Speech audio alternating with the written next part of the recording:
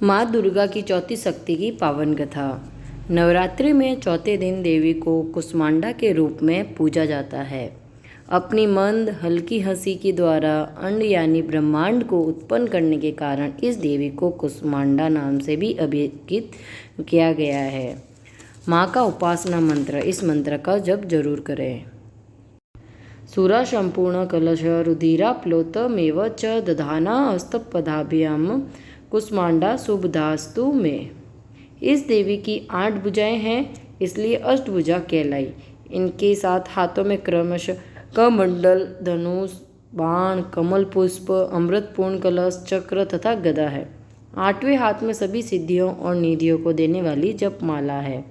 इस देवी का वाहन सिंह है और इन्हें कुम्भड़े की बलि प्रिय है। संस्कृति में कुम्हड़ी को कुष्मांड कहते हैं, इसलिए इस देवी को कुष्मांडा कहते हैं।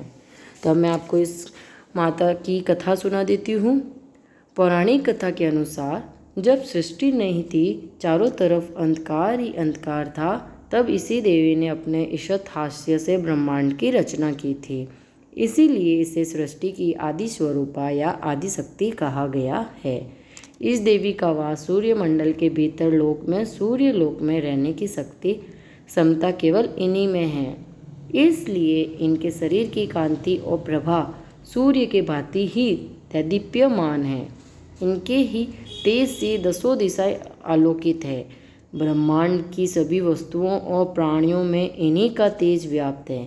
और चंचल और पवित्र मन से नवरात्रि के चौथे दिन इस देवी की पूजा आराधना करना चाहिए। इससे भक्तों के रोगों और शोकों का नाश होता है तथा उसे आयु, यश, बल और आरोग्य प्राप्त होता है। ये देवी अत्यल्प सेवा और भक्ति से ही प्रसन्न होकर आशीर्वाद देती है। सच्चे मन से पूजा करने वाले को सुगमता से परम पद प्राप्त होता है। विधि विधान से पूजा करने पर भक्त को कम समय में ही कृपा का सूक्ष्म भाव अनुभव होने लगता है। यह देवी आदियों व्याधियों से मुक्त करती है और उसे सुख, समृद्धि और उन्नति प्रदान करती है।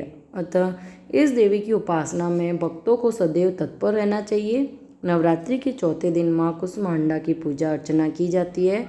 कुष्मांडा माँ सूर्य से संबंधित दोषों को ठीक करती है। जिन जातकों की कुंडली में सूर्य नीच का हो, उन्हें माँ कुष्मांडा की पूजा से लाभ होता है। तो बोलो माँ कुष्मांडा की जय।